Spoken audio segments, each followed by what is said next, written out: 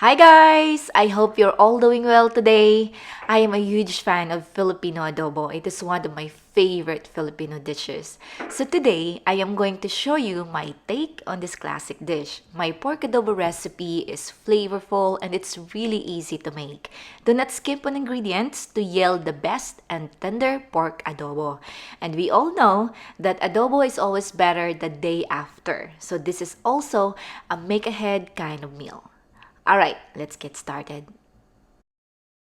So in a pot, we're going to place all the ingredients with the exception of oyster sauce, lemon juice, and chili. We'll add those later. Then here, I've got pork belly, ground black pepper, brown sugar, garlic. You can add more garlic if you want. Ginger, grated ginger, bay leaves, red onion. Yes, I'm using onion for this recipe. It's really good. We're also going to add soy sauce, less sodium or light soy sauce, okay? Vinegar, I'm using apple cider vinegar here, pineapple juice, and water. Just a reminder, for the exact measurements, I have those in the description box below this video. Then, we're going to give this a quick stir. We're going to cook this on medium high for 30 minutes, then adjust the heat to low. Let it simmer for an hour. As it simmers, it's going to become more tender and flavorful. Slowly cooking over low heat is key for this recipe, okay?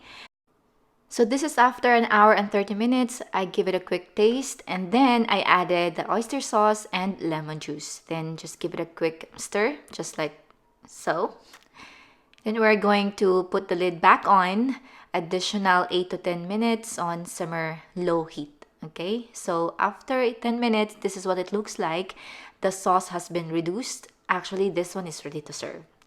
But we still have to add the chili. So the chili is optional. You can add it along with oyster sauce and lemon juice if you can take more heat if you're into spicy food.